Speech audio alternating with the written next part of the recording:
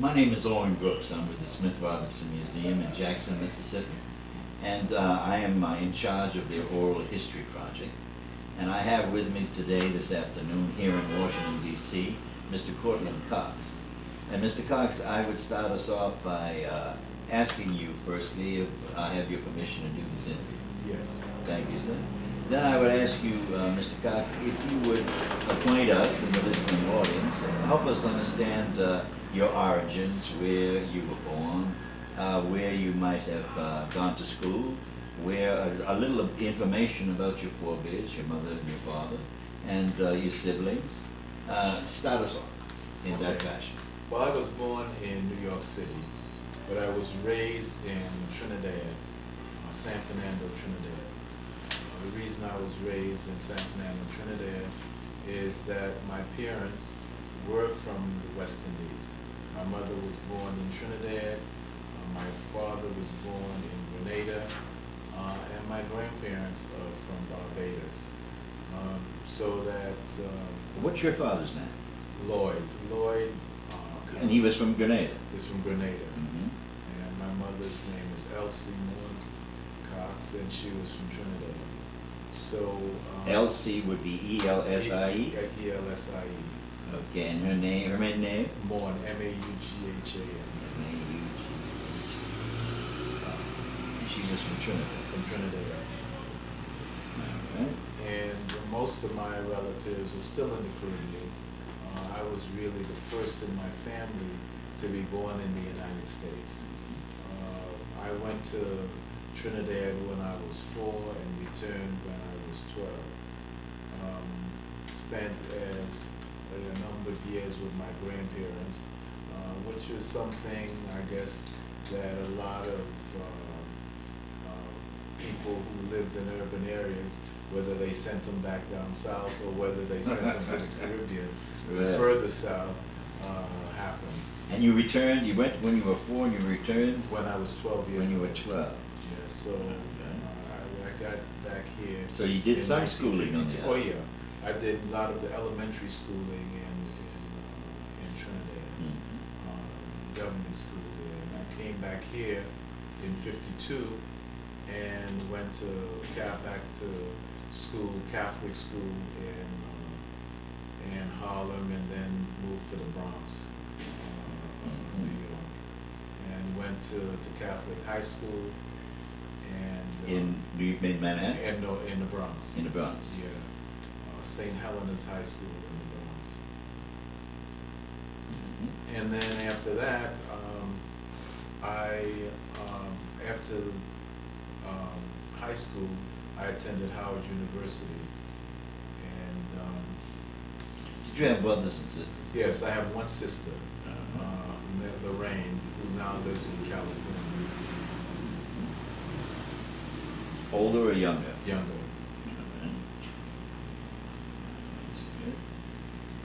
Okay. And she moved out to California? Yeah, she moved out to California maybe 20 years ago. She lives in the desert area down in Rancho Mirage, in California. It's awful hot down there. Yeah, it's hot now. It's nice in the January, February. All right. Now you went to St. Helena's High School in the Bronx, and you graduated high school in 1958. No, 1959. Excuse me. 59. Okay, and you went from there to Howard University. Howard University. All right. Tell us about that little journey to Howard. Well, I guess that was the beginning of my involvement in the movement. When I got to Howard University, I met a number of people at Howard, and it was, I guess... Were you there at the same time as Stokely? Yes, well, I was there same time as Stokely, Ed Brown, Cleve Sellers, Stanley Wise, a number of people. I mean, we had Gene Smith. We had a crew. I mean, and basically, two things happened. First, we were doing things to be, Dion Diamond was there. We were doing things to support people like Dion when they had gone down to, I think, Louisiana, when they were put in jail for, I think Dion was put in jail for criminal syndicalism. We were doing things like supporting the What was that organization you all had? NAG, Nonviolent Action. Nonviolent Action. And you know, we were so you had one trend where we were supporting things going on in the South.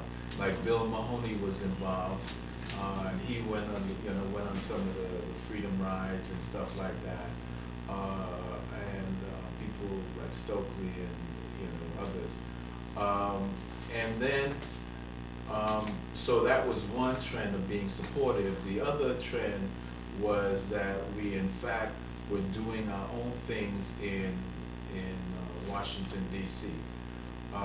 What kinds of things do you describe? Let's go through it.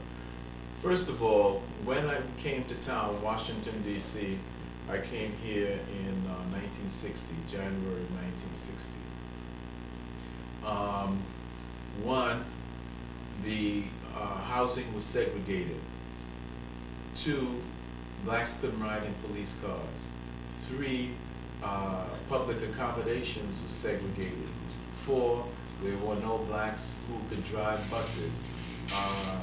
And five, the Washington Post had ads that said whites and blacks. What about the school system? The school system was segregated. So they had track systems that you had. So I mean, a lot of the issues that were faced in the rest of the country were also here. So we started out. Employment? Tell me about employment was the same issue. You could not, blacks didn't. There was a big, huge ceiling, a concrete ceiling for people of color in this town. Now, the largest employer was the federal government. Largest employer was the federal government, and everybody wanted. Blacks who had graduated from college as lawyers and so forth really had no place to go, and a lot of them worked in the post office. So it was very narrow opportunities even for those who had college degrees.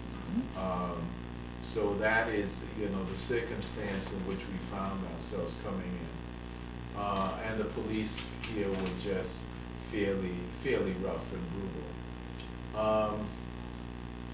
We started off by doing a number of things in terms, as I said, supporting the activities of the people in the South, and we, as we pointed out earlier, created the Nonviolent Action Group to be supportive. Now, my Jamaican friend was a part of that group. Mike Thirlwell? Mike Thirlwell was part of that. Mike Thirlwell was the editor of the Howard campus newspaper, The Hilltop, and it received tremendous awards when he was an editor. If you could tell me again the name of that. The Hilltop. The Hilltop. Yes. And that was a publication from the school? From the school, yes. It received a lot of awards. There were a number of people there, including a white named Tom Kahn, who went on down the road to become a very prominent person in the labor movement. Butch Kahn, who was a friend of ours, who was also part of SNCC.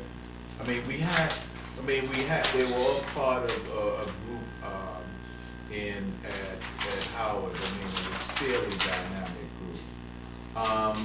So you had, we did the support piece. When we started attacking the discriminatory situation that existed in the District of Columbia. So we would go to deal with housing, and that was segregated. The stores that didn't deal with people of color, we would picket that. When there was we did the whole question of supporting the right to vote in district. We couldn't vote for and have our own representative. We supported that.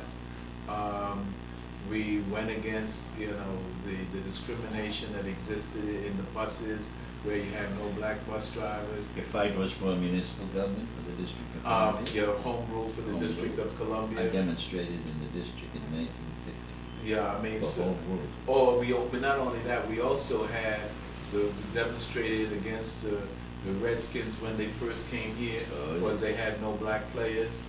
Mhm. So we did all of that here. Then, and we did that in conjunction with Julius Hobson, who was, you know, the head of CORE Mhm. at this point in Washington, D.C. Then, in addition to that, we moved out of the district to go to the Eastern Shore of Maryland. We supported Gloria Dandridge in her efforts to do a number of things there. We went to Baltimore to help desegregate that. We've demonstrated on Route 40 to help end segregation on Route 40, so that NAG was a group that had a number of activities going. We not only supported what was going on in the South, we dealt with what was going on here in Washington, D.C. We, with I mean, Stokely and others would organize 600 people to go over and demonstrate on Route 40, promising there was a party afterwards. But Route 40, we went to Baltimore, and we went to the Eastern Shore. Right. Yeah. I mean, so we, and I think when I think back of the group at Howard, you know, while probably Stokely was the most visible, I mean, I think that it probably, in contrast to, I would say, the group that came out of Nashville with John and You're the only one that has Diana. mentioned a Route 40 effort. Describe where Route 40 was and how you all linked it in. it was the main movement, route from Washington, D.C. to New York. all right. And before 95 was, Before 95. was built. And it was, the diplomats, it was a big issue because it was a big embarrassment to the United States, Mhm. because African diplomats who were, you know, traveling from New York to Washington by the road Mhm. would be embarrassed when they tried to stop for public accommodation. Mhm. And therefore it was you know, a major embarrassment to the United States, especially in the Cold War, because every time an African diplomat would be stopped, it, you know, it really created a great more hostile thoughts to the United States, and the Russians would use it in the propaganda war in the fight for the hearts and minds of Africa. All right. Now, that was a route that you traveled, Right. but was that also a route where there were hotels and motels that Yeah, yeah. people stayed in? People stayed in there, or And restaurants. diplomats would try to stop get to something eat to and- eat, public accommodation, right? Okay, good. Yeah, All right. I must say, after it was desegregated, Stokely and I went to eat there. The food was horrible, but I mean, you know, but I mean, Yeah. it was the principle that we were fighting for, not the Yeah, food. we understand. Yeah. All right. Okay. Now, did you? How long did you stay at Howard? I stayed there 4 years. And how long was NAG viable as an organization that did work in and around the district? Probably, I mean, the organization, I would say, probably stayed in being, you know, 6-7 years. Mm. But the people from the organization, including Mike Philwell, as you mentioned, you know, all sorts of people were responsible, very responsible in all parts of the, you know, SNCC and where things were going. I mean, you got to remember that one of the groups that you know, Muriel Tillinghast was involved. Oh, Muriel. It was in NAG. I mean, one of the groups that Bob Moses depended on in '63 and '64 to really come into Mississippi was the NAG group, or, you know, especially the blacks in the organization, and a lot of them went up to the 2nd Congressional District. Ruth Howard was up there as part of NAG. I mean, there were just a tremendous number of people in the group. I mean, I wish I could. I mean, it would do good to get a list. If Reggie Robinson might, well, no, Reggie came later, and he came out of Baltimore. But it would really be good to get a list of people who were in NAG in terms of the roles that they played. Maybe ask Charlene Cranston. What about Mike? Mike would have. Mike Philbin? Yeah. He might. He might have it. But I mean, if not, we could try to reconstruct, a list. But I could try to ask Charlene and some other people to get the list.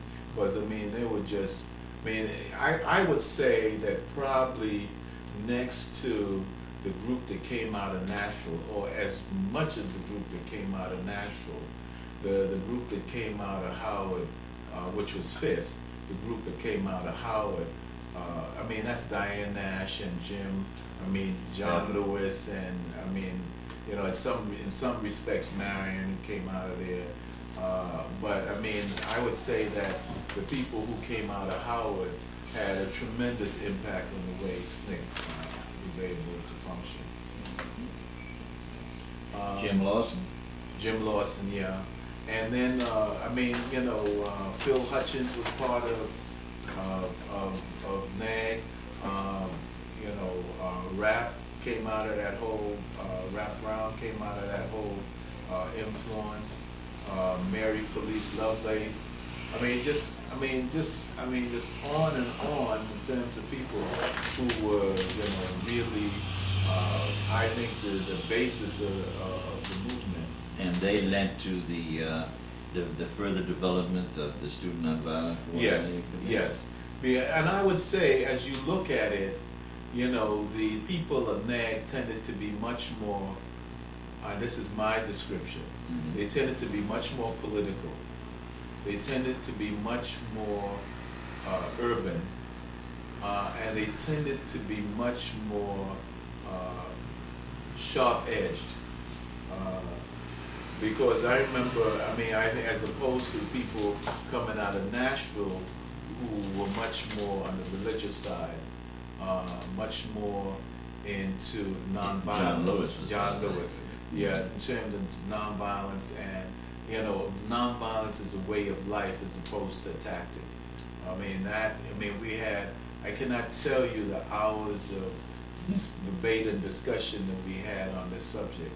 But it was very clear that, the people out of NAG viewed it much more as a tactic, and some of the people, like John, viewed it as a way of life. All right. Okay, where'd you go from that? I went in 1963, I went down to work in the 2nd Congressional District. In Mississippi. In Mississippi. And I spent maybe about 30 days down there, and then I went to work on the March on Washington. Because I was fairly close to Bayard Rustin and Tom Kahn and a number of other people who were, Rochelle Horowitz, a number of people who were working on the march. And I guess Joyce Ladden and I were sent by Foreman to work on the march in Washington, representing SNCC. Okay.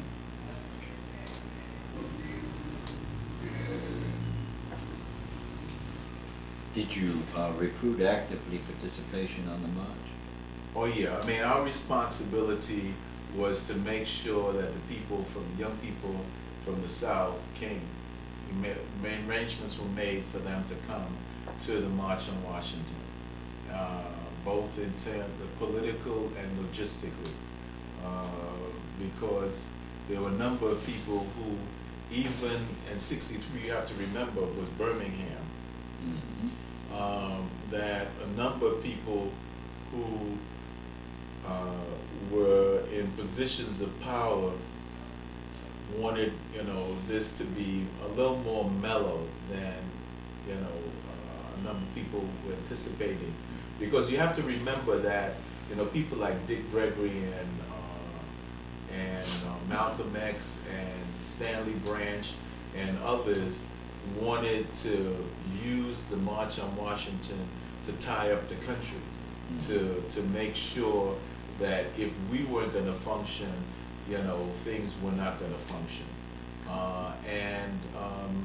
You know, people like A. Philip Randolph and Bayard Rustin and Roy Wilkins and others were, you know, much more on the moderate side, and felt that, you know, you needed to not tie up the country, but to create a political environment where you could begin to appeal and change the political dynamic of what was going on.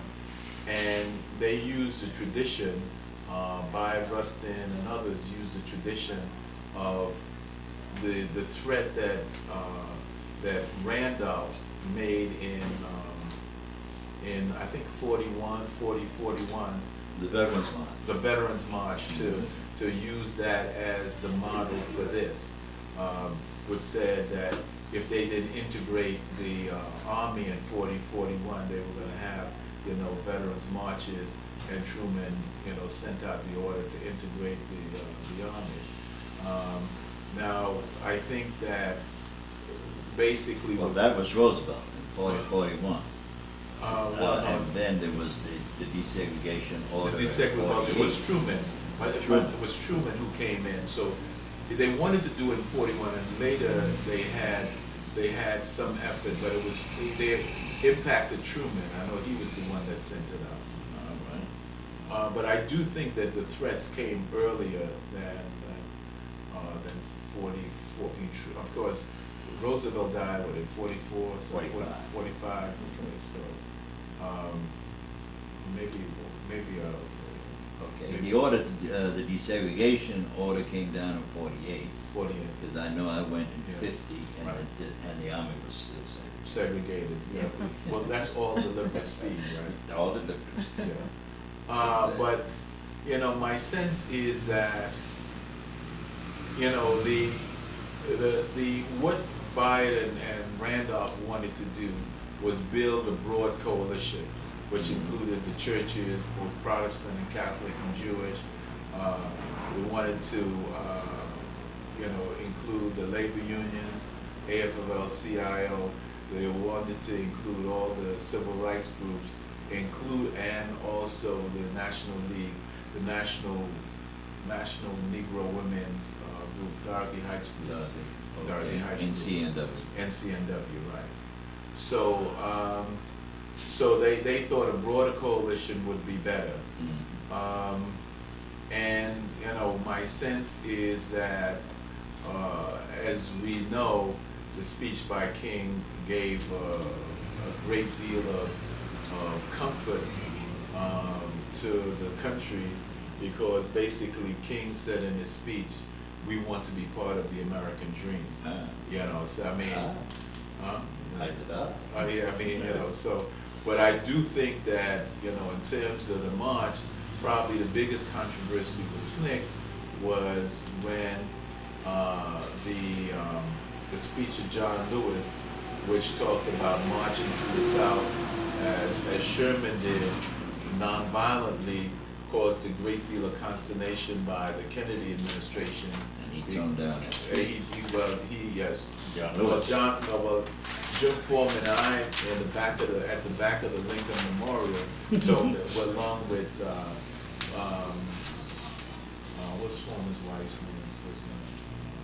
First name? No, that was second wife, or third wife. Mildred Foreman.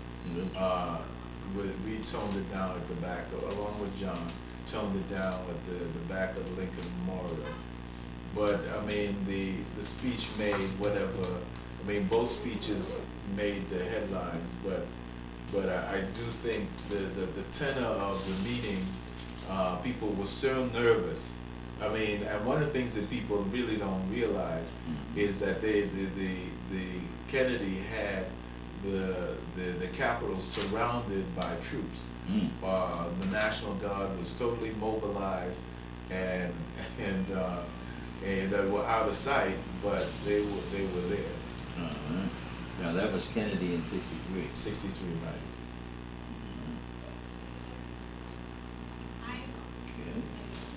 All right, we left the march in '63. Right. And where did we go from there? We in '64 went back to Mississippi and worked on the summer project. Worked up in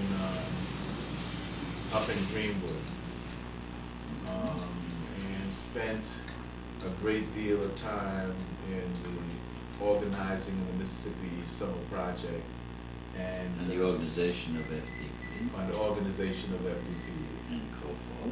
and COFO and all the other groups, and worked up there. And I guess Stokely was the director at the. By that and time? Yes, I think it was '64. He was still director. I thought he was director in '64. Maybe he was. Well, he was in '64. Yeah, Because he so- left in '65 to go to Alabama. Alabama, right. Mhm. So '64, he was, still there, and, we also went up to, after the summer, we spent time going up to Atlantic City trying to get people to support the MFDP. And I was intimately involved with Bob and some others in trying to get the congressional support for the MFDP. Which is a Democratic convention. Yeah, in at the Atlantic Democratic City. Convention in Atlantic City.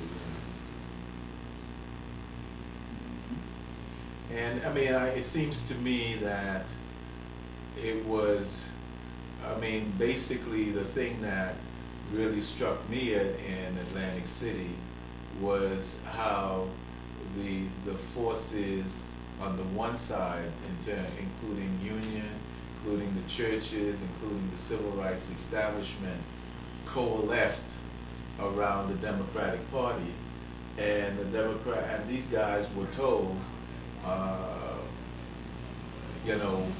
we support you. The unions told the civil rights movement, you ask us for money, we give you political support, we give you all these things, and if you don't support us on this, you will not get another penny. Well, the National Council of Churches was involved in that mobilization. That's right. That's right. Brute was there. Brute represented the National Council at that point. The Commission on Religion and Race. Race, yeah. But I'm talking about the person who was That was Bob Spike. Bob Spike. Yeah. Okay. Mhm. And what was really interesting is that, on one side you had SNCC and the MFDP, and these are the people that they trusted. Well, you had Anna Arnold Hedgeman, who was a member of the Commission on Religion and Race, and you had the guy that, that I was going to see today, lives out in out west. Did you know Gay Wilmore? No. You never knew Gay? No. He was a member of the Commission on Religion and Race. And then you had the church members that related to Dr. King's efforts. Right. And they were supportive of the Southern Christian Leadership That's Conference. And you had, let's see, well, you had, I was trying to think of some of the names that worked on the Commission on Religion and Race and helped to start the efforts of the Delta Ministry in Mississippi and the efforts to include, to orient the youth in Ohio before they came down on the '64 Summer Project. You remember that? Right. Okay. We went to Miami. I guess we went to Miami of Ohio. Miami of Ohio. Yeah, and we For the orientation. I think it's Miami University. Was it Miami? No, it was Ohio. Was it Ohio?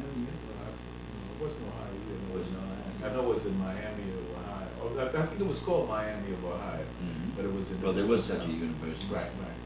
And so I spent time doing that, and so I think probably the summer began with all of us, you know, being trained in Miami and having to deal with the realities of Schwerner, Cheney, and Goodman, and ended with us, you know, having to deal with the realities of power in the United States, and you know how power coalesced and how it functioned and how it operated in its own behalf, and that, you know, that at the end of the day, most people were, when it came to this question of justice and being serious about it, they were more interested in symbols than in any serious way of providing the kind of relief that those in Mississippi were asking. Well, there was also the Young Democrats, Yeah. right? And there was, what was the name of that young man that recruited at Yale and I know you're talking about, he died the other day. Yeah. Alan Lowenstein. Alan Lowenstein. Yeah, he died about 5 years. Well, 5 years more ago. than yesterday. Yeah, Yeah, okay, well. he was assassinated. Yeah. Right. Okay. Now, you were physically located where during some of that goings on? The summer project, where were you? I was in Mississippi. You were, okay. What county did you work in? I was in, I think Greenwood. Worked in LaFleur County? LaFleur County. Forcenet? Forcenet. During the summer project.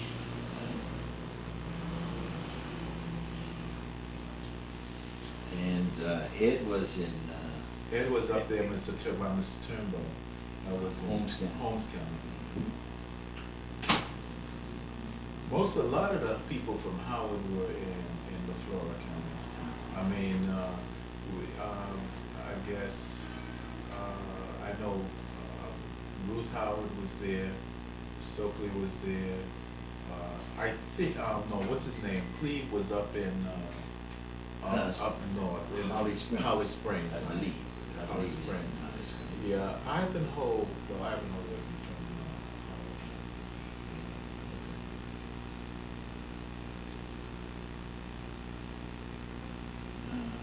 Cleve Sellers. Cleve, I can't remember whether Cleve was in the 2nd Congressional District or whether he was somewhere else.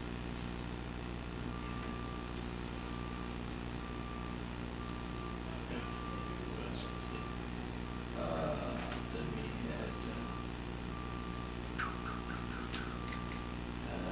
what's his name?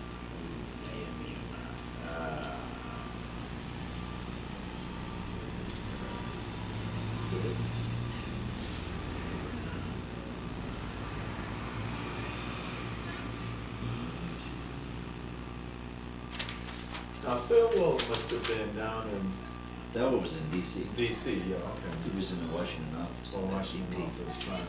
Yeah. Oh, gosh. Carry on, tell me more about where you were. No, I was basically, you know, there. Charlie Cobb was, I think, doing stuff, but Charlie Cobb also was in NAG. He was just there for a year, so. Cobb? Yeah, C. Cobb, he was at Howard too, part of NAG. You know, so. That's just what you gonna do with that nigga. Look at you now. Man, kiss my ass. Let's see now, Charles McLaurin and Dave Dennis and Dave was up. Jesse Harris was in Jackson, in and around. Frankie Adams, Frank Fitness, Derek Peacock, Bob Mance. Bob Nance. You remember Bob? Yeah, I remember Bob. Okay. Was he a Peacock? Do you remember was he? Oh yeah, he was up in there. But he's in California now. Was his in Oakland? Yeah. Mm-hmm. Sam Block. Sam Block. Let's see, where was Sam? Sam was in Greenwood. Yeah, Sam was in Greenwood, no question. No. Mm-hmm. No, I'm just saying, I don't know where he is now. I'm just Oh, saying, where's Sam? Sam's dead. Yeah, I know, he's dead, but I'm Yeah. just saying, I'm trying to remember some of the people who were in Greenwood.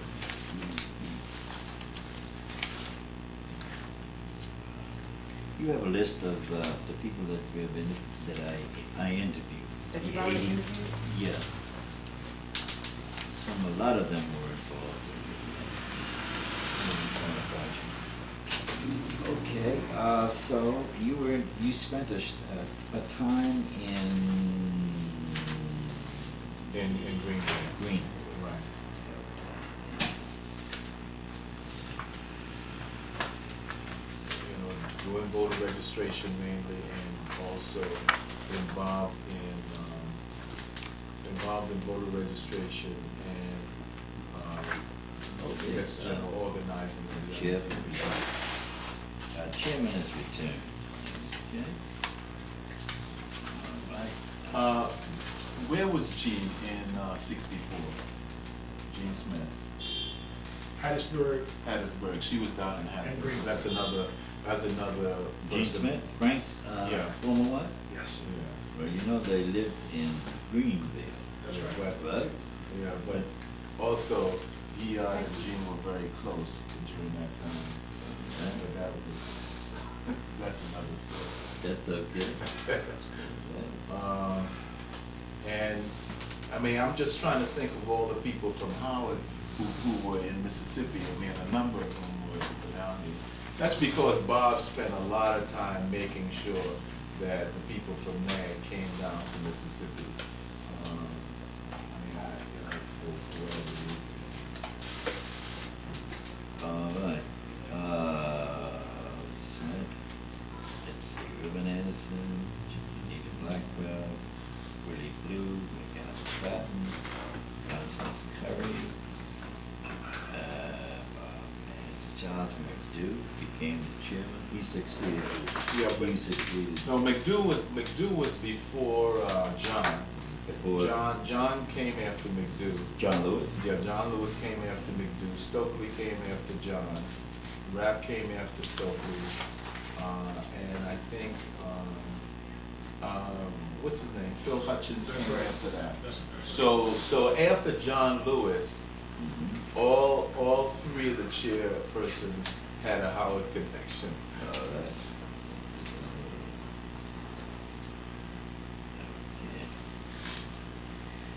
Okay. All right. Okay. Now, were you in Mississippi when Jimmy Garrett appeared? Jimmy Garrett, no. Okay. I mean, I don't remember Jimmy Garrett. I mean, I was here with him in Washington, but I don't remember Jimmy in Mississippi. All right. Did you eat my sandwich, by the way? Oh, yeah. Okay. Where'd you go from LaFleur County? I went over to Lowndes County In Alabama? in Alabama, and we helped put together the Lowndes County Freedom Organization, and then the Lowndes County, The Black Panther? well, that became the Black Panther Party. But it was really very interesting because I went back to, I guess, I went back to after Mississippi. I'm trying to remember, was it before or after? I went back to work in the Atlanta office as This the Atlanta Snicker. Atlanta SNCC office as the program director Mhm. for the organization, which caused a great deal of consternation in some places. Why so? Why so? Well, we were in that, who made that decision, who was in charge Who was it? in Senor? phase of the organization. Mhm. And I'll take, we were very ably represented. But, you know, we had, it was, actually, that was, now Waveland was in '65? I That's can't. right. Alright, so, I mean, at that point, after '64, the summer of '64, Mhm. and both the drama and the trauma of the Atlantic City convention, the Democratic Convention, I think what happened was that people started beginning to examine a lot of questions that they had in their mind about the society, where we were going, why we should be going there, doing a lot of looking at the world and trying to rethink, you know, both the organization and the order of the world. And I think between the end of the summer '64 and I think sometime in early '65, I was in Atlanta, you know, doing a lot of things in the central office and on the program side, trying to put together a number of activities. And one activity I put together was while John Lewis and Jim Foreman were out of the country, I think they were in Guinea, I called a meeting of the organization it was, I guess, planning a meeting of the organization.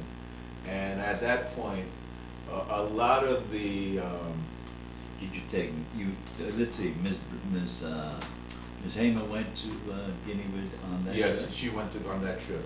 It was John Lewis, I think, John Lewis, Foreman, Bob Moses, Miss Hamer went on that trip, and Belafonte was involved in that. And I think when the first meeting, when I think, or a lot of the questions and the frustrations bubbled up about both leadership in the organization, leadership in the country, leadership, you know, generally, and what kind of organization were we going to be, whether we were going to be trying to look at trying to restructure the society, or whether we were going to be an organization that had goals and so forth. And this whole split in the organization, what one group was called Freedom High,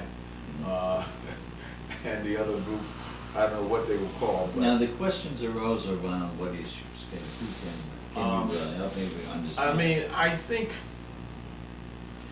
think the leadership, who should be in charge of the organization, the role of local people in both the organization and society. Should it be an organization that was from the top up, from the top down, or from the bottom up? Yeah, there were racial questions also. Yes, that would really exacerbated some of it. That is to say, the role of whites in the organization, and especially in terms of the roles that they played in the summer project. The role of women in the organization, because a number of them felt that, in fact, you know, they were not appreciated and they were not really recognized for what they were contributing to the organization. I mean, a whole number of set of profound, I think before '64, the organization was probably ordinary in terms of how it functioned. It had goals to accomplish. What about the support of the war? Huh? The support of the Well, war. I think the war really started, it was probably more of a '65 issue than a '64 issue. Oh, okay. I mean, in terms of, you know, where we really got out there and you know, really came in, you know, when we issued the manifesto, I think it was '65, if I'm not 50. All right, which manifesto? On Vietnam, Oh, which said that we were, you know, it was not this was not our war, we would not support it. And Courtland, I then- want you to address two questions. The Riverside church meeting which you attended, remember that? Right. And red baiting of MFDP in Alabama by whom? After the March on Washington, there was a meeting in New York City, and all the leadership was there that were part of the you know, I guess the civil rights groups, the labor groups, the civil rights, labor unions, and so forth. And there was a discussion about what happened in the summer project, and there was lost the current. NAACP. When we were, Mendy Samstein and myself were representing SNCC, and we would there, I mean, we knew that they were fairly hostile to us because of the position we took in Mississippi, because for them, we were the ones standing, we were the ones standing between the acquiescence, in their heads, but I don't think so. But in their heads, we were the ones that stood between the acquiescence of the MFDP in terms of the symbolisms and the rejection of the symbolism. And so we decided that we were just going to take notes at the meeting.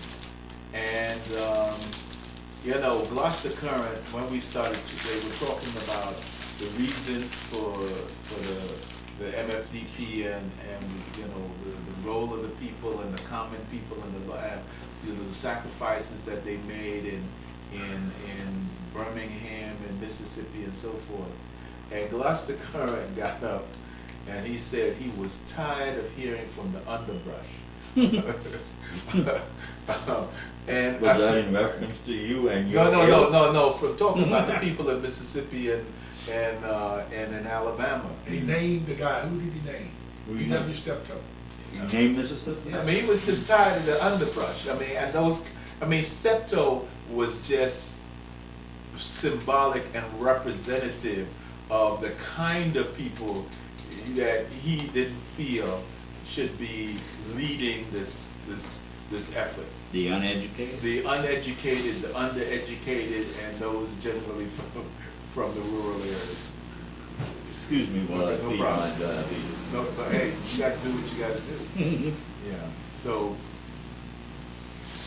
my sense is that, you know, I think, you know, that as SNCC, I mean, there were a number of things that really started impacting our SNCC. One, the trauma of '64. When I say the trauma of '64, meaning the Atlantic City effort, the introduction of large numbers.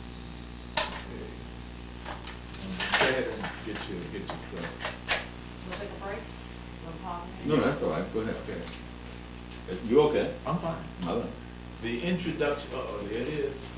They had promised to rain, and here it Ooh, is. our luck just ran out. We'll all live through it, I promise. Yeah. Number one, the number of really traumatic issues. One, you know, what we saw in terms of Atlantic City. And I would say, I mean, I don't think we had seen the use of power in absolute terms as we saw in Atlantic City.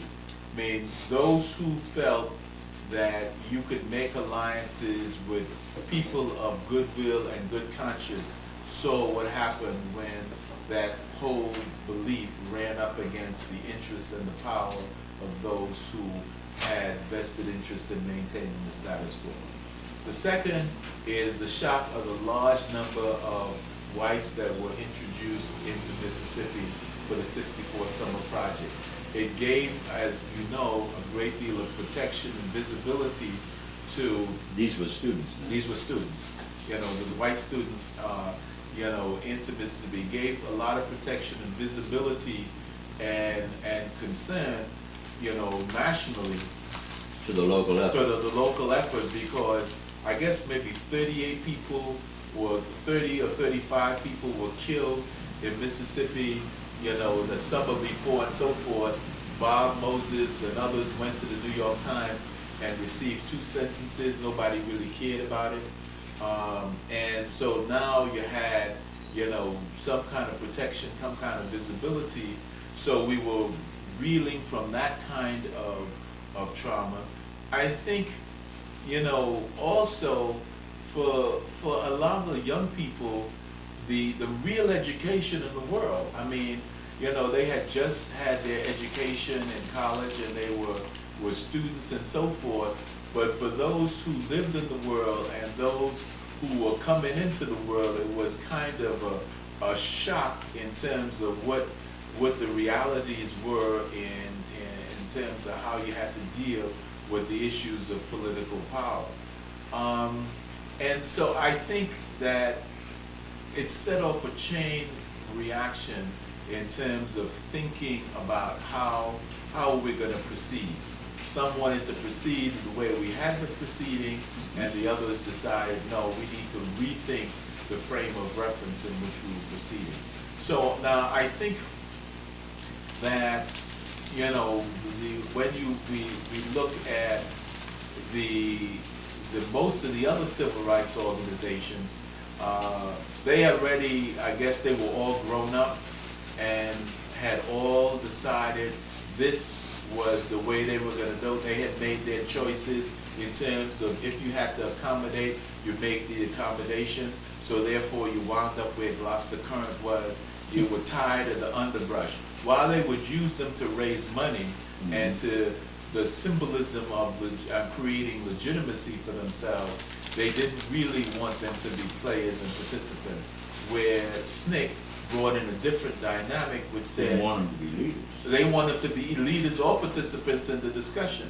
Where SNCC said you had to be participants in the discussion, and then after 64 they were trying to discuss, you know, the role of leadership and how, you know, who should be, you know, in the leadership's position. So, I mean, I think that was, you know, I mean, I think probably the end of 64 into 65 was probably a big, it was a big shift for SNCC in terms of, you know, having to think of itself differently, and half the organization went one way and half went another way. Well, SNCC withdrew a lot of its staff from Mississippi at the beginning of 1965. Is that right, Mr. Year? You interviewing Mr. Cox? Yes, I saw that happen. I assume that's the case. I don't know. That is the case. Yeah. Mm-hmm. Well, I mean, well, a lot of people went home, and a lot of people, some others like myself, I came back to Atlanta and then went to Alabama. So I would assume that the kind of massive operation that existed in '64 probably ended, you know, after the Atlantic City situation. That's true. Okay, so a lot of the staff had left Mississippi. All right, some went back to Atlanta, some went directly to Alabama. Some went to Southwest Georgia. And some to Southwest Georgia. Some went to, you know, other fundraising activities. Some went trying to do more programmatic stuff, you know, that, you know, dealt with, you know, schools and writing and doing, you know, a number of things. I mean, so, but you also have to realize that after 64, because I remember we were not so much the darlings. I mean, being the darlings of a certain group of people in the country, that started lessening, you know, and really went away after the whole Black Power discussion, but which I think came about in 65. 66, okay. Meredith March. Yes, that's right, absolutely. No, but we started, see, a lot of it started before. The discussion of Black Power? Yeah, because a lot of it was led by the group, the Atlanta group. The Atlanta, they were up, what's that place? The Buttermilk Bottom. And they had a lot. Describe that. Where's Buttermilk Bottom? It was, I guess, it's one of the areas, the poor areas of Atlanta.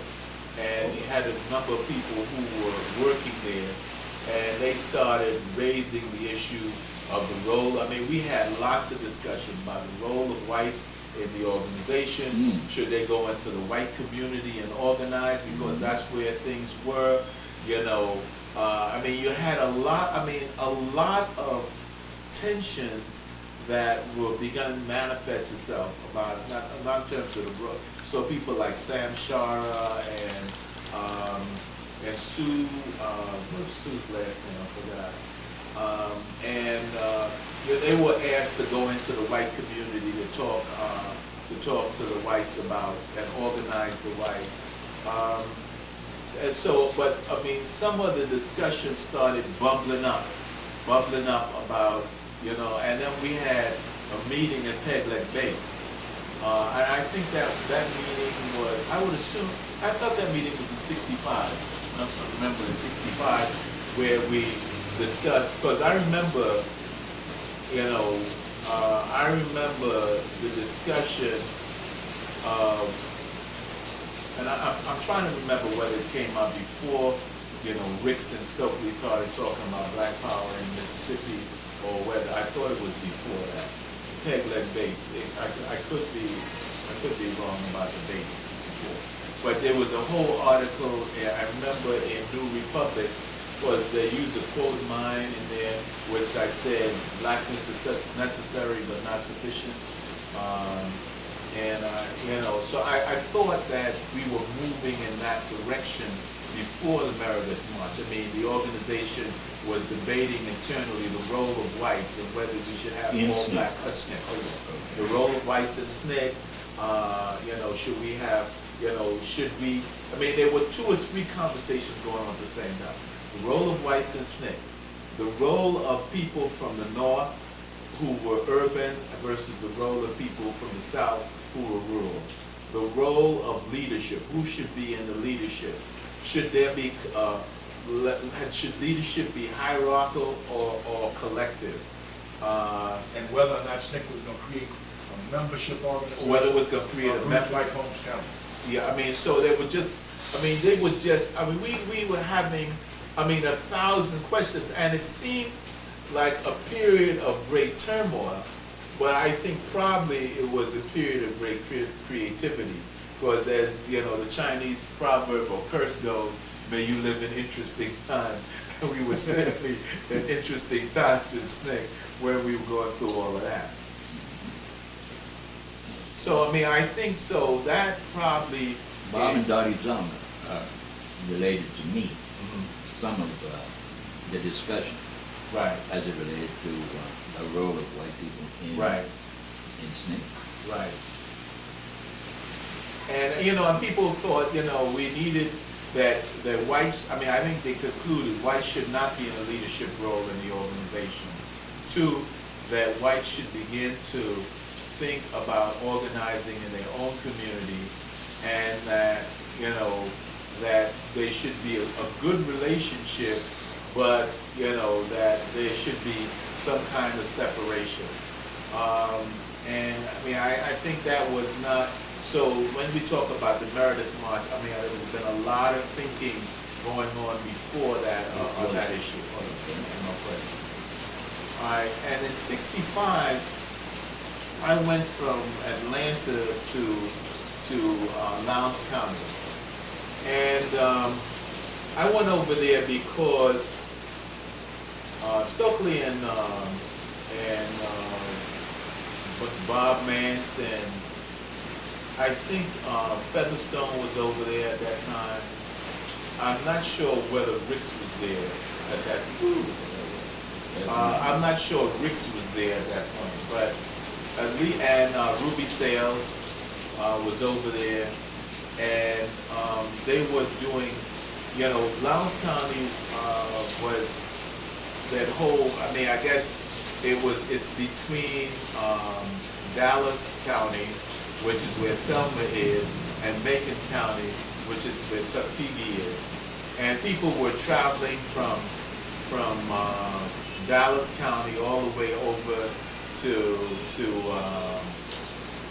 Macon County, and Lowndes was in between, and it was, while it was 80% black, they only had 4 registered voters. And so it was decided that we would begin organizing there. What happened was that one of the priests who was there was killed. In fact, Daniels is his name. And, you know, actually one day, somebody, one of the whites in the county came up, and they had their shotgun aimed at Ruby Sales and going to shoot her, and he pushed her out the way and he got shot. So what happened was, as part of that, you know, a number of other people came into to the county. Do you remember what the name of that person was that got killed? The, Daniels is his last name. I can't Jonathan remember. Daniels. Jonathan Daniels. Yeah. Oh, yeah. Okay, Jonathan Daniels. And yeah, I remember that, you know, I came into the county as a result of that, and we looked at this whole issue of voter registration. And I guess that's what we had been doing a lot in Mississippi, but you know, with the Freedom Democratic Party taking it to the next level, which said, okay, we could register you to vote, but you needed to be represented. But the thing that in Alabama that gave it a little more thrust was that we found Jack Menace, who was, you know, one of the great researchers of any time. I don't care who you know, anybody had to say. He found a law which said that you could organize a party by county. So you didn't have to have a state political, you didn't have to have a state party. You could have a party which was only existent in that particular county. And so what happened was that we decided to create political parties in the various counties in the Black Belt of Alabama. And probably the one that was most famous was Lowndes County. Now, the reason that, and we felt that it would not be, we quoted the Bible, paraphrased what was said in the Bible, what would it profit a man to gain the vote but not control it? So we felt that we needed to not organize just only to vote, but we needed to control the vote, and we needed to have a party that controlled all the offices that the vote had allowed. So we wanted to have, you know, tax collector, tax assessor, county clerk, sheriff. We just went all down the list, all the county officials. Now, the problem was that, you know, I said that the people had not been able to register and vote, and they really, beyond that, didn't know anything about government. So what Jack Menace and myself focused on was beginning to get the laws, along with Jennifer Lawson, who is here in Washington now. You know, we got the laws, broke the laws down into comic books, and, you know, especially the responsibilities of each of the offices and each of the offices for county officials. And what we did was made sure that we broke it into a language that people could understand. Now, the other problem that we had was a lot of people could not read. Right. And we felt using there were two examples. The Alabama state, in that Alabama Democratic Party had a rooster, and it had "for the right" over it. And so we felt that we probably needed a symbol so that people who could not read all the names would just go to that symbol and vote for the symbol. And we wanted a symbol that had strength. So we asked Ruth Howard to take on that assignment. And she, Clark College, is it Clark? In Atlanta. In Atlanta, has a panther as its a mascot. So we liked it. It was bold, it was black, and so that's how we got the symbol for the Lowndes County piece. And basically we did two things. We used the symbol as the piece that people should coalesce around, and we developed the slogan: pull the lever for the panther and then go home. So we were engaged in block voting. That is to say, pull the lever for the panther Anybody who had the Panther buy them, vote for them, and go home. Don't even consider anything else. And so that in a short period, we were able not only to get people to run for office, we were able to educate them in the responsibilities and the powers of that office. We were able to mobilize the people to, get them voted, and a lot of that was Stokely and Bob Nance and Featherstone, and we were and Willie Ricks, as you know, and then we were able to get people to understand what they should do and do it and move out. Using the symbol. Using the symbol. Of the rooster. Of the, of the Panther. Of the Panther. That's right. But it was the rooster first. Well, the rooster was for the white party. Oh, I see. So the rooster, you see, when we went there, the rooster was there for the white party. So we felt we needed a symbol for the black community, right. And we wanted something that was strong and was something that they would recognize. So the Panther was that symbol. The Panther was that symbol. And while we were down there, the people from California came, saw the Panther Party, liked the Panther, and they took it. The rest is history. Now, I think that, while we were in Alabama, as you mentioned, Meredith got shot.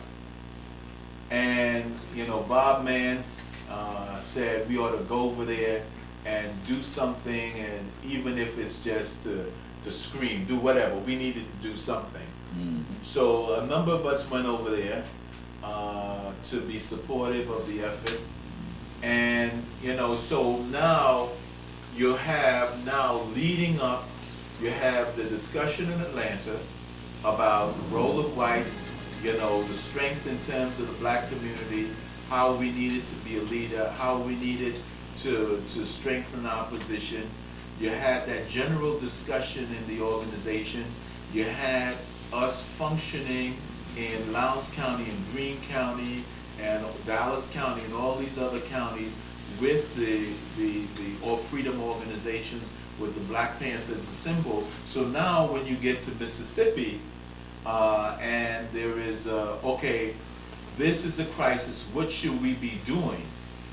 Then, Rickson and Stokely, who had been, involved and immersed in all this discussion, Ricks first and then Stokely after, started talking about, power for black people and black power to black people. I mean, it started, and it got abbreviated to Black Power. And given all the press that was down there, it shot across the country.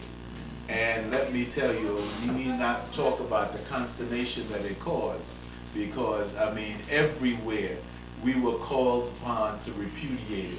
Roy Wilkins first, and, all of the leadership that lined up against us in Atlantic City, they all were called to repudiate us, to repudiate this, and then we were called, and then our Jewish friends were called upon to repudiate us. Theodore Bickel and all the rest of them. And there are other people, people resigning from SNCC who weren't even in SNCC. Tore up the membership card. You never had a membership card. So I'm just saying, that kind of consternation took place. And so we were, so by that time, there were editorials in the New York Times, there were editorials in all the major papers. And so then, now, we had the rejection of, again, Atlantic City, and we had, had a great deal of, at that point we broke with Bayard Rustin. There were a number of us who were close to Bayard, who were close to, the left movement in the United States. We broke on that issue about nationalism and the ability of black people to speak for their own. So we see the progression. It really, if you wanted to go back to looking at 66 in terms of that statement, you really have to go back to 64 and what happened in Mississippi and people sinking and the turn and the experiences that they had then. So they, and it culminated in the sense that we needed to look at the issue of power. You need not just look at, voting rights separately and public accommodation separately and this separately. It was the question of power over our own lives to really be able to determine, what we were going to be doing, how we were going to be doing it, and whose interest we're going to be doing it in.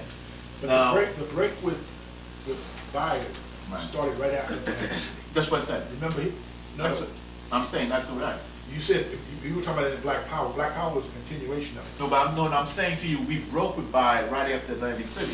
Very good. No, because, and I said, not only did we break with Bayard, but we broke with all the people on the left that we were close to, in terms of Max Shackman and Tom Kahn and Rochelle Horowitz and people like The that. influential, like, Yeah, I mean, in terms of, especially the unions, Right. especially the unions and people who were close to the unions, and the left and progressives in the Democratic Party.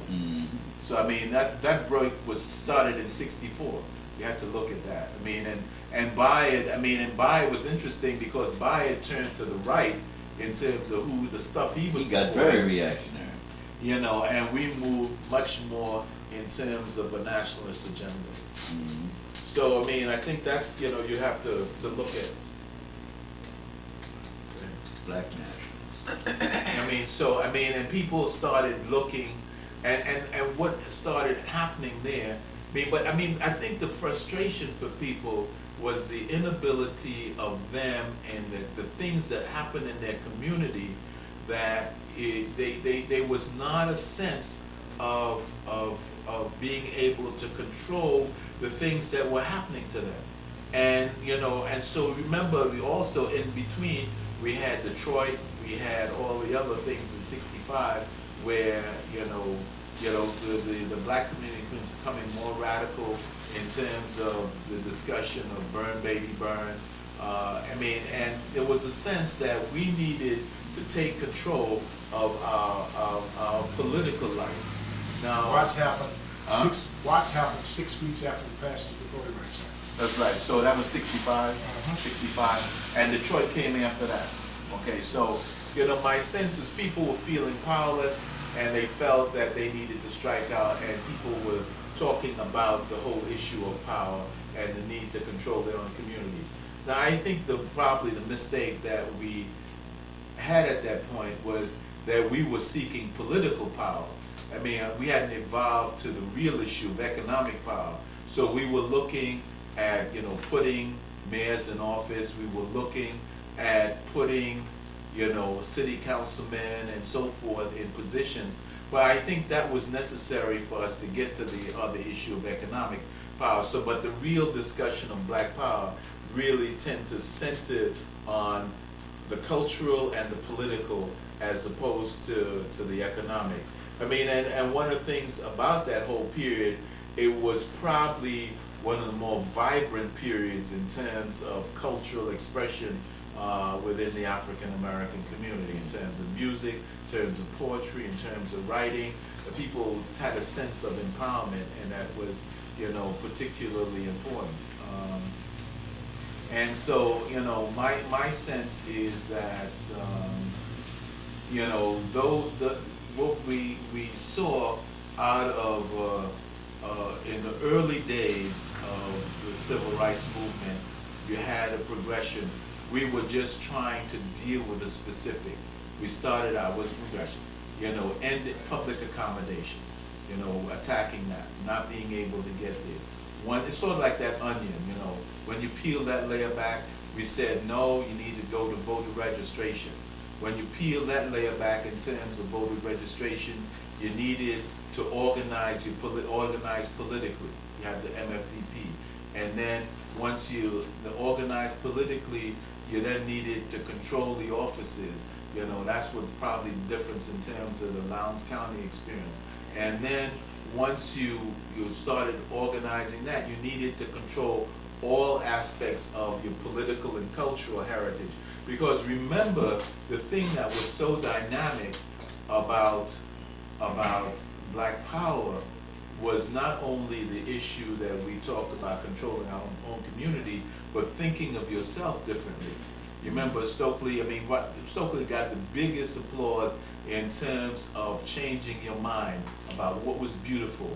The whole question of black is beautiful, the whole question of self-hate, the whole question of, all the kinds of things that we were being overwhelmed with psychologically.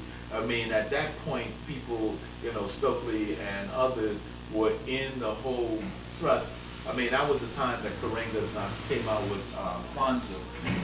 That whole thrust of trying to change the way you saw the world in order to impact the world.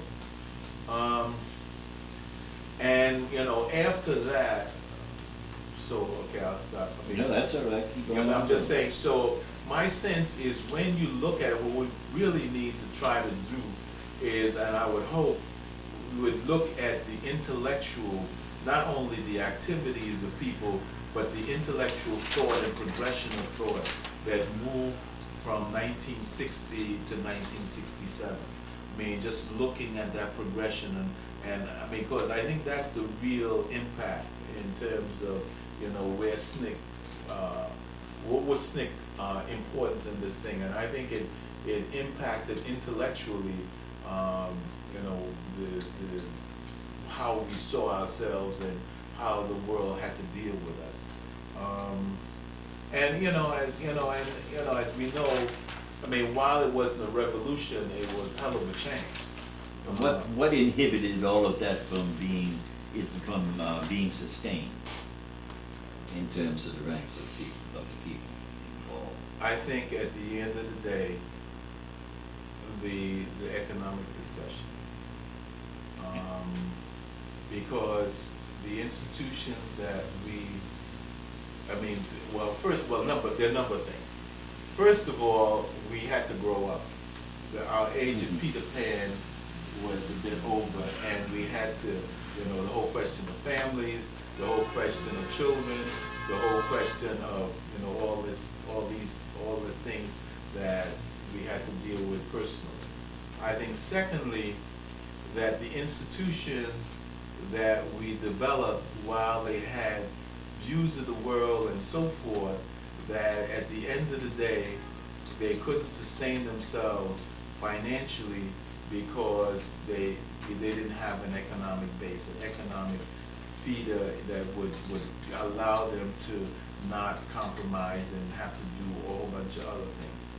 The third thing is that you were in an environment where there were a number of countervailing forces.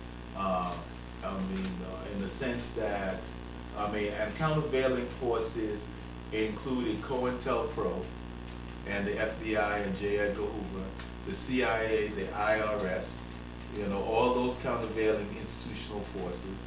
And everybody who had opposed the Senate Atlantic City. Everybody who had opposed the Senate Atlantic was in that group. Right. So I'm saying, so those were the groups that, those were the groups that had state power. Okay? And then you had the press. They didn't have state power, but they created a frame of reference that tried to isolate you. And the third is that the resources were given to those who were in Atlantic City who were known to compromise and could be depended on to compromise, so that, the legitimacy was due. And the stories, if you look at what's going on in Palestine today, okay, or you're looking in the Middle East, this story, we've seen this movie already. They don't like Hamas, cut off the funds. They don't like Hamas, try to create a legitimacy in the PLA. They don't like Hamas. I'm just saying to you that, whatever you think of Hamas or whatever you think of, the PLA, basically the people who have power tend to react in certain kinds of things. Isolate those people that you don't. If you can't isolate them, destroy them. And what's his name? The FBI and the CIA were the leading force of that. I remember,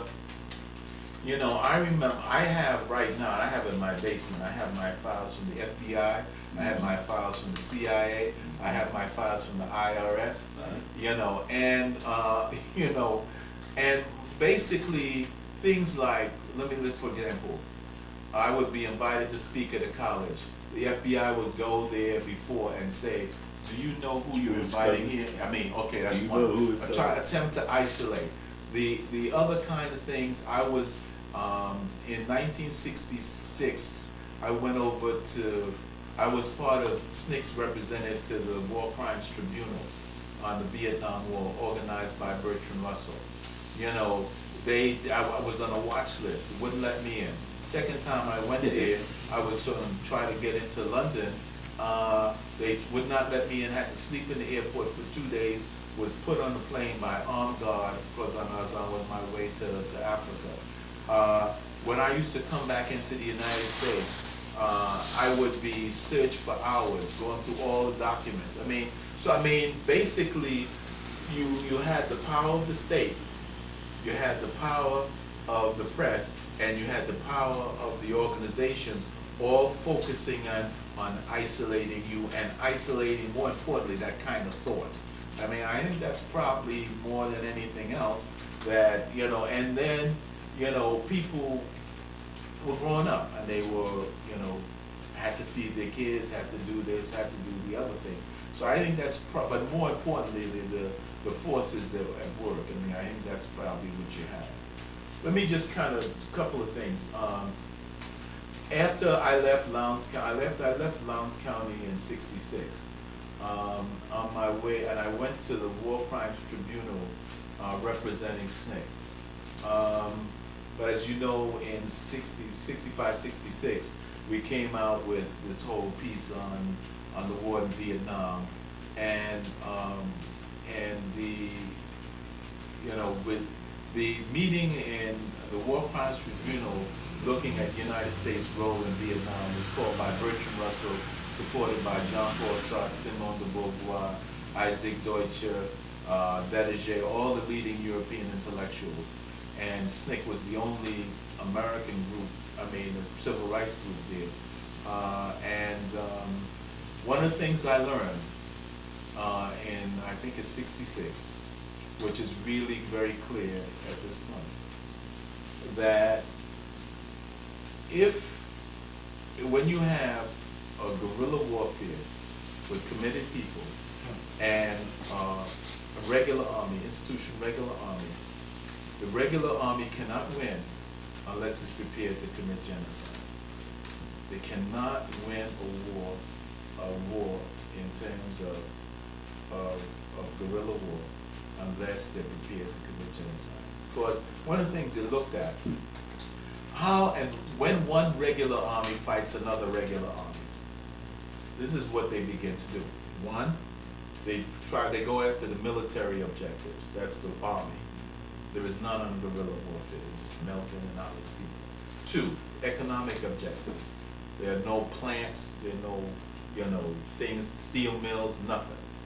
The third, the political things, the capitals and so forth. None of those things exist with guerrillas. And one of the things that was very clear to me, and I've looked at it, that unless an industrial country is prepared to commit genocide, then fighting a war, the guerrilla warfare is complete. And I have not seen Committing genocide, it describes the goal to be the complete eradication of the other. you have to basically almost do that, because at the end of the day, That's what you mean by that? yeah, that's what I mean. Yeah, that's what I mean. Because look at this. In a guerrilla war situation, nobody's wearing uniforms, nobody's doing any of this. And every time you kill somebody who you think is the enemy, he's the uncle of somebody else. And that young kid sees that. And every time you kill somebody, you've created 3 or more enemies in that sense. And you don't know who it is, they melt in. Because the only way a guerrilla warfare can survive is to be sustained by the general populace. It can't be otherwise. And so, I think it was very, to me, very eye-opening in terms of that. And I left SNCC in the South after that, I mean, not because of that, but after, the end of '66, I left Lowndes County and left, you know, to begin to, you know, do other things. I came to Washington DC, and started working here in this community, dealing with a lot of things, dealing with opening a bookstore, opening a school, starting a publishing company, beginning to do those kinds of institutional kinds of things. So that's kind of, you know, where, you know, what. Andy Young in his book, Huh? Andy Young in his book, Noise of Burden, says one of the reasons in 1957 they created SCLC, it did not deal with economic development. Because if you talked about economic distribution at that time, you had HUAC to deal with. Oh, no question. The House of the Mac, oh, that's true, yeah. I mean, here, you know, one of the things that Stokely and I talked about 40 years ago, and that's what I'm dealing with now. I mean, and part of it, I know, I'm sure Marion didn't talk about it. You know, at the end of the day,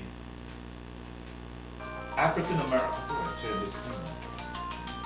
Listen. Hey, Raj, you gonna be in the office for a little while? Okay. I thought I turned it on. Stokely and I talked about this 40 years ago. And I talked about the onion. I mean, you know, at the end of the day, the reason African Americans in the United States really is an economic question.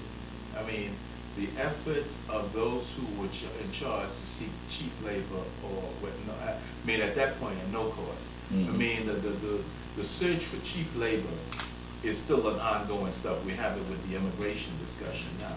Mm-hmm. But I mean, and not only the immigration discussion, but the outsourcing discussion.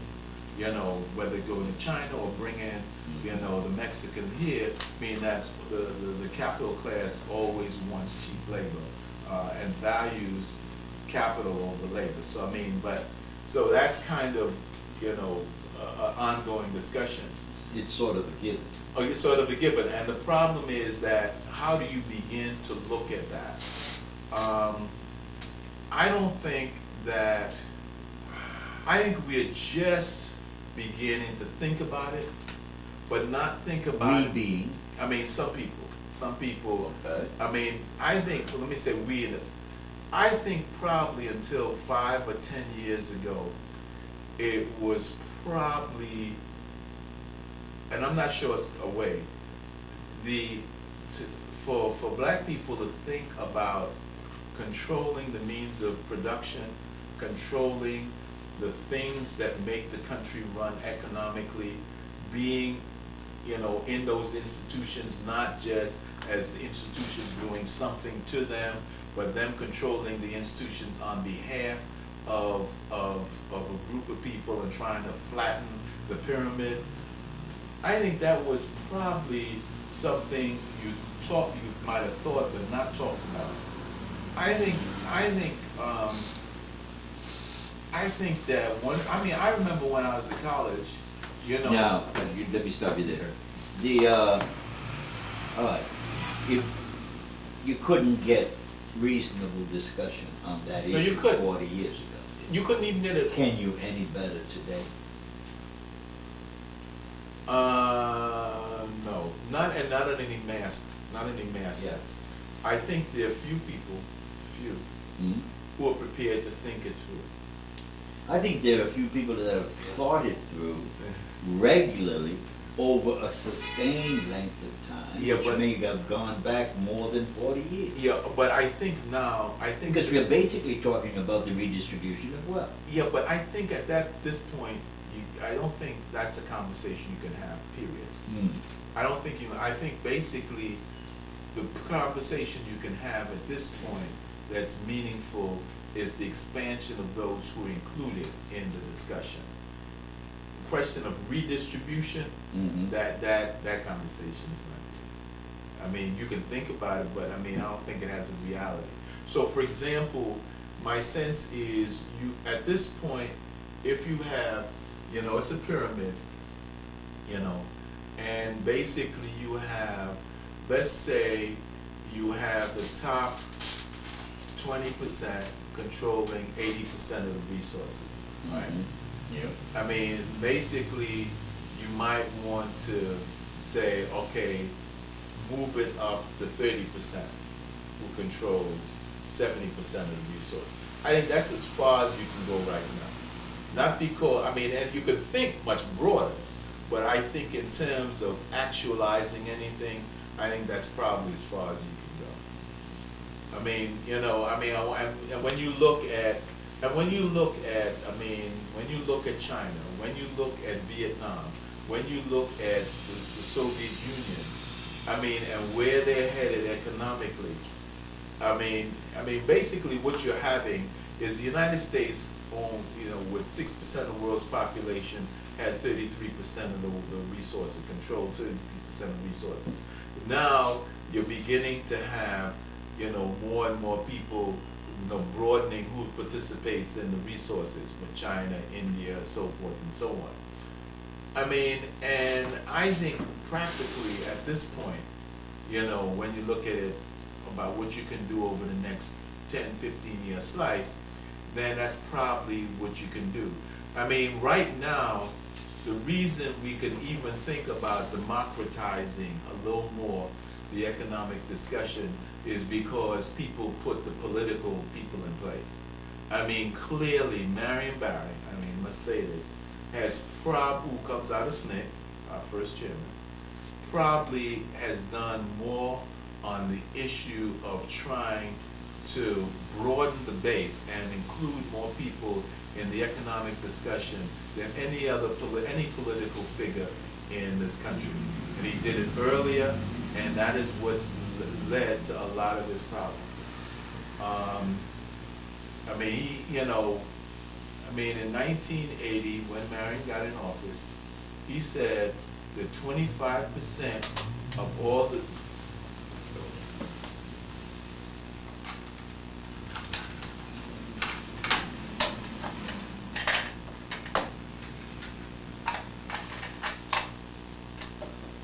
he said that 25% of all downtown development had to go to the African American community. They had to participate in the equity development of all the cities doing this stuff. He said, you know, we've got to open it up to people.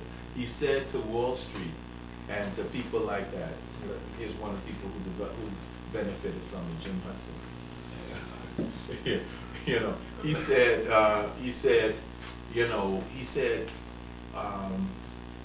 you know, you've got to be able to, you know, open it up. And he told Wall Street, don't send anybody to do business with this city that doesn't look like me. I mean, Marion started those bold strokes. Then all of a sudden, the Washington Post started talking about Marion's giving all these contracts to his friends. Corruption, corruption, corruption. Everybody knows Marion. Money's not a big issue now. Hey, Jim, come on, I'm going to finish in a minute. I'm just talking about something that you know something about. I was just talking about... cotton picking? Huh? Well, that too.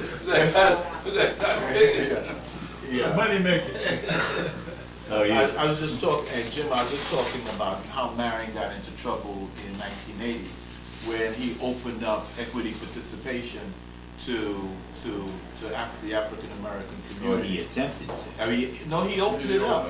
He opened it up. That's what was the problem. Participation. Oh yeah, equity. You know, if this building was going to be, you know, built, you know, African Americans had to participate. And then the Washington Post started a whole series of pieces saying Marion is giving this stuff to his friends. You know, I mean, and you know, because they were all black.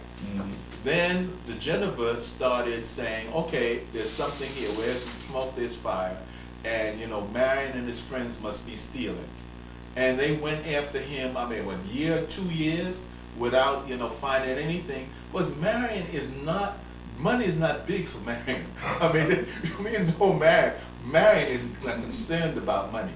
But I'm just saying to you, just the audacity of his trying to open up the economic sphere for the African American community and those who have been included, you know, I mean, this is something they don't tolerate. They open up the, you know, political stuff, but you're not talking serious stuff here. Yeah, right. And, you know, that is where, you know, that's what I'm saying, at this point, while I think we can broaden those who participate and have a serious effort at that, you know, talking about the means of production and, you know, all that kind of stuff, this conversation is not going to be had.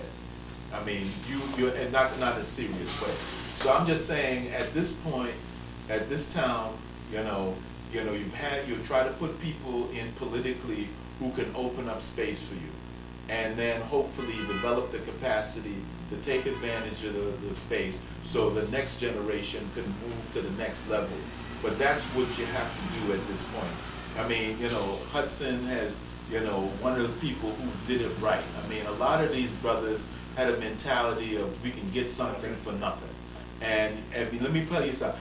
And not only that, these guys are my friends. This is not a zero-sum game. These guys are my friends, and we're gonna do this, and we have a handshake. We don't have any legal document. And I would tell the guys, don't do this. Or you don't understand. This guy's my friend. And when the deal goes down, they out the deal. And then come back to me and say, well, why didn't you make me listen? I mean, I said, these guys are not serious. So I'm just saying, right now, I think that's about as far as you go. The economic discussion is the major discussion, but revolution is not what we're going to have. We're going to have some evolutionary situations. Courtland Cox, on Yes, that. sir. Horton and Berlin, two of the experts on slavery, make this point. They said, look, originally there were two sources of financial wealth in America: slaves and cotton. Land was third, but it was important only if you had either one or two. Can we have a discussion of the economic realities of America without discussing slavery? No, we can't. But one of the problems that we have, for most black people, and I know this is heresy, but I'm going to say it anyhow. The issues that we have are not issues of race, but of economics. Okay? We weren't brought here because we were black. We were brought here because we were property, and we were valuable economic drag. So that's why we're here. And if we stop, in fact, we have to go back to that discussion. But we can't get back to that discussion because somebody says, you're doing this to me because I'm black. No, we're doing it to you because you're poor. And we're going to try to keep you there. And you got to figure out how to, once you understand what the real discussion is, not just about race, but about economics, then you can start doing that. But in order to really understand it, we have to start talking about what the realities were. Because basically what you have in terms of the Civil War was a clash of economic systems. I mean, and that is why, what we have, but we can't even have a real discussion about where we are in this country because, a lot of stuff and obfuscations get in the way. But I mean, we now have to realize that the ability to control our lives really centers on the ability to control our economics, the ability to control capital, the ability to control our labor, the ability to make the laws that function on our behalf.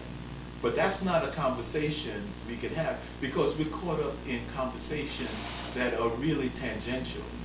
But I mean, we haven't even gotten to the fundamental discussions yet. But I mean, you have to keep working. You have to keep plugging and positioning ourselves to get to where we need to be.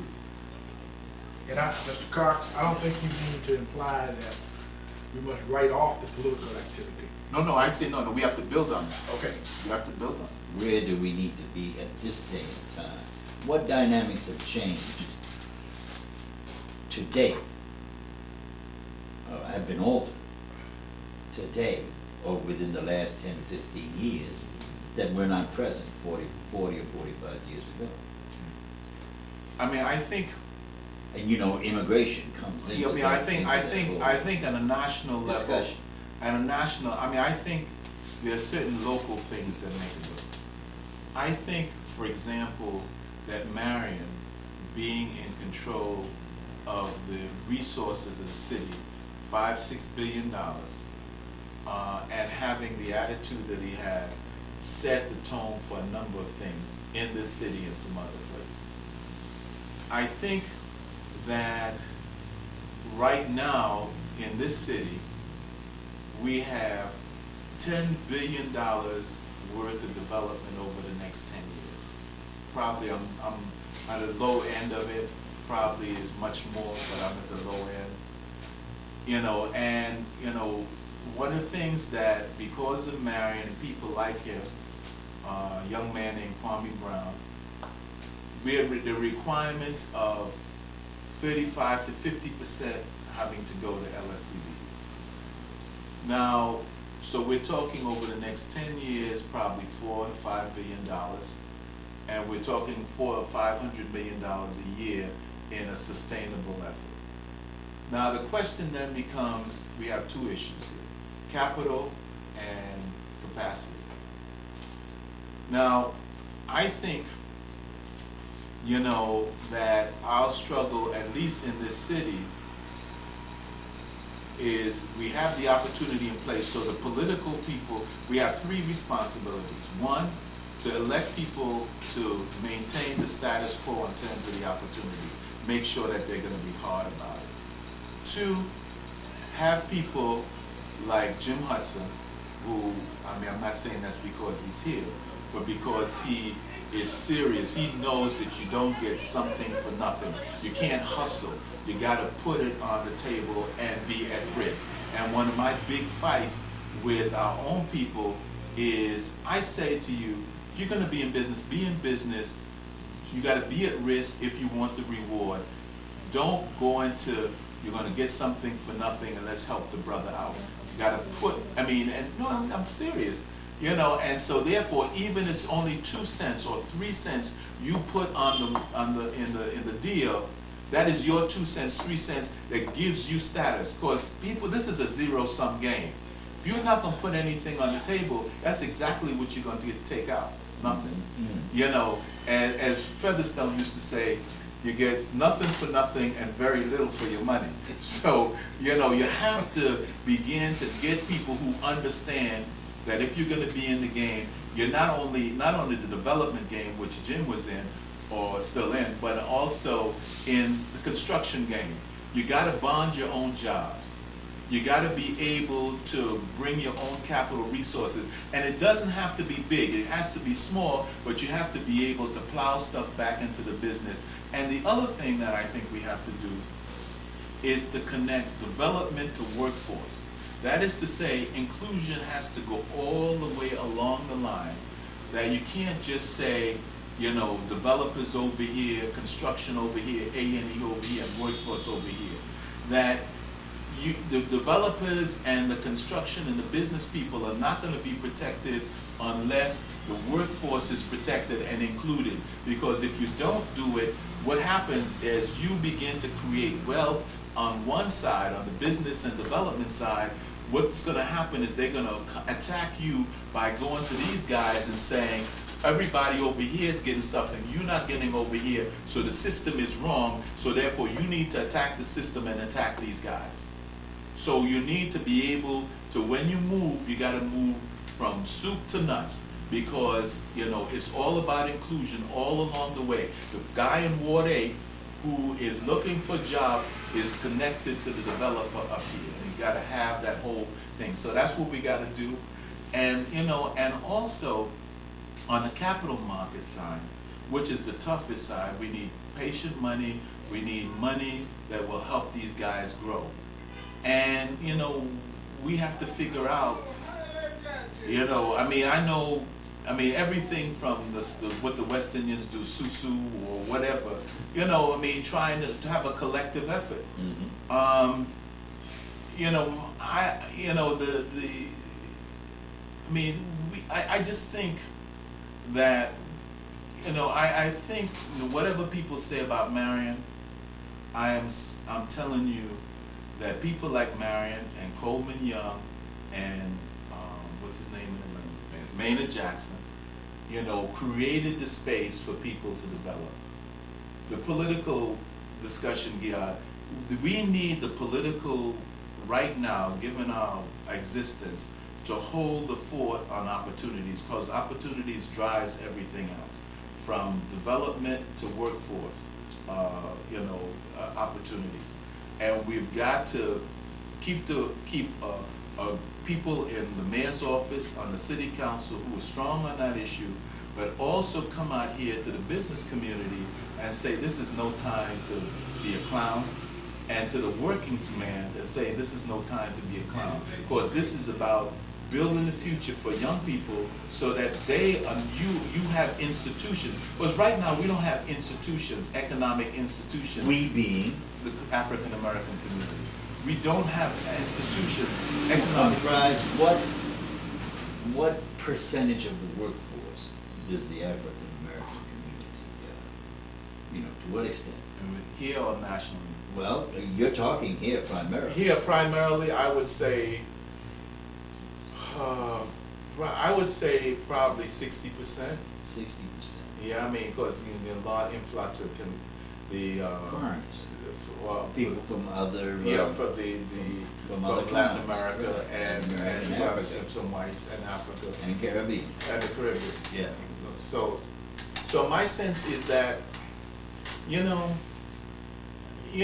my sense is that, you have to look at it. But the other thing that you have to look at also is that this country is changing. You have to know that. Oh, yeah. Only 7% of the growth in this country over the next 40 years will be in the white community. 93% will be in with people of color. Mm-hmm. In the next 6 years, there'll be more whites over 65 than under 18. Mm-hmm. So you got a force that's becoming older and fewer.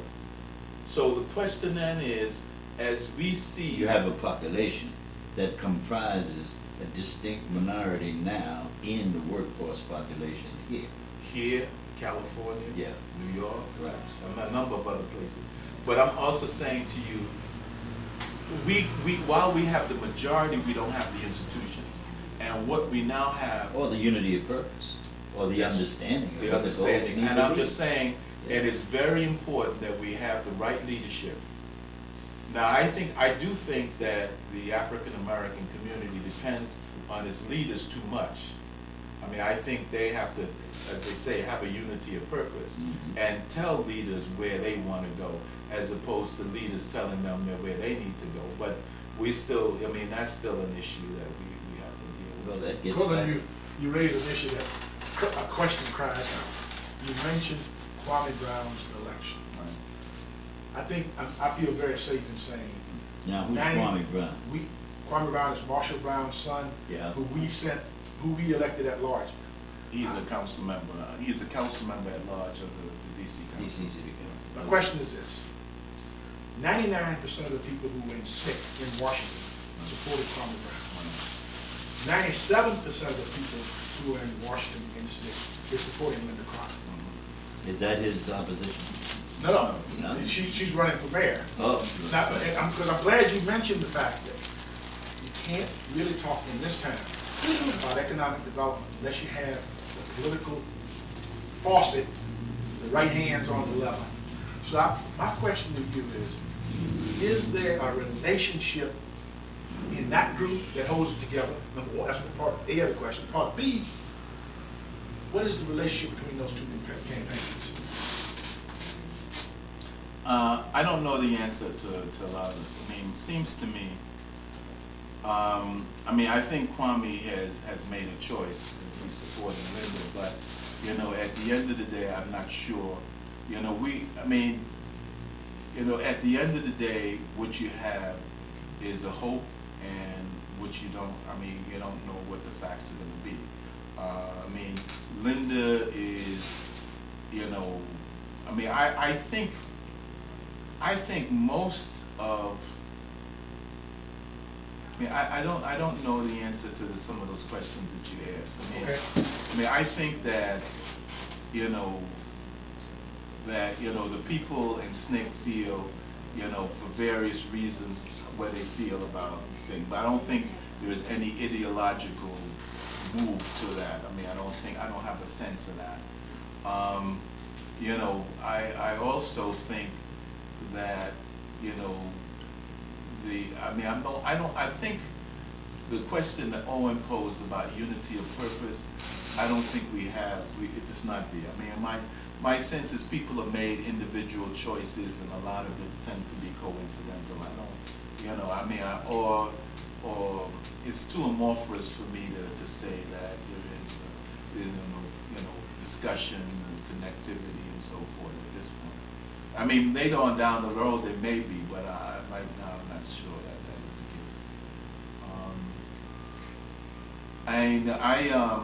Anything else you have? No, well, you're doing fine. Okay. I wanna know where that question comes in. Well, I reference to what we were talking think. Or it fits about. perfectly. Y'all He didn't didn't know. answer Tell two me of my how. questions, that's all right, he has a right to answer, not answer, but he did a good enough job. No, I think it fits, because he said two things. He said, number one, re-elected Courtland Brown. He said, number two, you got to have the political apparatus in place for there to be economic options. And without economic options for us, and a body politic that is responsive to us, we're gonna be moved out of that game. Well, no question, because let me also say that there are forces in this town who don't want to see it. They want to minimalize it, and you've got to have an executive who really understands it and not pays lip service to it. I mean, people know in this town that they can't say we don't want, you know, LSDB or what's minority participation, but I mean, they will try to trivialize it as much as possible. And you got to have strength in three places. You got to have strength on the political side. You got to have strength on the business side. And you got to have strength on the capital side. I think on the opportunity side, you're looking at politically. On the, you know, on the business side, you know, I'm going to try to persuade Jim to give a series of lectures to some of these business people about what it takes. Because I'm telling you, I will tell you something. I mean, I know this, you know, sometimes I get to look like the bad guy, but I don't care. You know, I get asked all the time, well, why don't you help a brother out? You know, HBO. Why don't you help? I don't have anything. Why can't you let me in to have, you know, get something for nothing? And I keep saying, you know, if you're going to get nothing for nothing, you got to put up, even if you got to go borrow it, and you've got to be at risk in the relationship, because if you're not at risk in the relationship, you're not going to be respected in the relationship. Sure. You've got to put money on the table, skin in the game. And if you're not going to do that, you know, it makes no sense. So, I mean, so we've got to fight that mentality. And finally, the one that is really difficult. I mean, I've been trying to figure this out. You know, this capital issue. I mean, I think we can get some working capital issue, but you know, we're gonna need to get size, scope, and scale in these businesses, and the kind of, I don't want to use venture capital, but patient capital that's necessary. It's hard. I mean, I haven't gotten theirs yet. I haven't figured out how to get theirs yet. But I mean, I know those three things have to go together. You know, opportunity, capacity building, but capacity building doesn't only mean, you know, having the, you know, bonding, and also it means the mindset. It means that when you go on a job, I had a friend of mine who just got a $20 million job, and he was in a joint venture. And if this guy didn't have the mindset that he was, as Malcolm used to say, I'm the man you think you are, these guys will steal every penny from you. I mean, you've got to have the mindset that you want to be it. I mean, the image I have in mind all the time is Tiger Woods and his dad. Tiger Woods wanted to be Jack Nicklaus beat him. He didn't want, I mean, most of us, when we do stuff, we want to be the biggest black this or the biggest black that. No. I mean, No, I understand it very well. in this town, Clark Construction is the big kahuna in construction. If you do not want to be Clark Construction and be the absolute best, you're wasting your time. Now, let me ask you, because I don't know who Clark Construction is. Yeah. Yeah, they are white-owned, obviously. Oh, no, absolutely. Been in business 100 years. But it's something for blacks to want to That's right. become, right? Right. Operative at that level. That's To right. become as big as they are. That's right. Let me ask you a question. Devil's advocate. Okay. Peradventure, that could happen. And we could build a black Clark operation in the district. Are they going to be substantially any different in the manner in which they operate, right, than the white Clark who has been operating? You know, because, you know what I'm talking about. We pattern, right, our ideals. Okay? We pattern the mode of our operation, right? And we adopt their goals. But What's going to be here's different? the difference. Yes or no? In business, if you're not after profit, you shouldn't be in business. Okay, that's their system. No. This is the business. I mean, that's their system. Okay. I mean, this is about profit. Sure. This is their better system. This is about the profit. Okay. That's now. my point. No, but let me make the other point. Let me make the other point. Remember I said that in order to succeed, Yes. inclusion has to be a primary objective, not only aggressively, but also in terms of your defense. And so therefore, my view is one of the major complaints that we have is that we're not included in the economic system.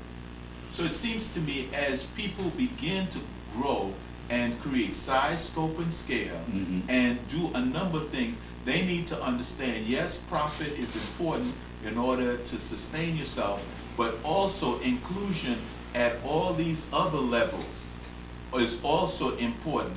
It does two things. It brings in, which I said earlier, it brings in a host of people who have not been in the game. It moves the 80 and the 20-80 relationship from 30-70 relationship, but it also protects you as you do stuff. Because here's a piece. Yes, sir. You know, we say, okay, we don't want to be a Clark Construction, and we don't want to be wealthy, and we don't want to be all this sort of stuff, and we want to be in our nonprofit organization. But the people who we go to support us in our nonprofit, a nonprofit institution, are the same people we're criticizing. We don't have any institution. There are no black institutions that we can go to and say, we have these ideas, we have these ideals. I mean, let's take the Jewish community, for example. It's about profit. But all those organizations also support the institutions, the nonprofit and others who have a view of the world that they're trying to advance. So, I mean, my sense is... No, wait a minute, brother. The Jewish community, regardless of what's said out there, is not homogeneous. We know that. I understand that. But, I mean, for And example... there's some in the capitalist world that we can't even identify and describe as being part of the But I'm Jewish also community. saying... That's the reality. But I'm also saying to you, which is the point that we talked about before, unless we create institutions that have a financial wherewithal, none of our ideas are going to be able to advance. Exactly. Okay, so therefore we I'm are not against going to have the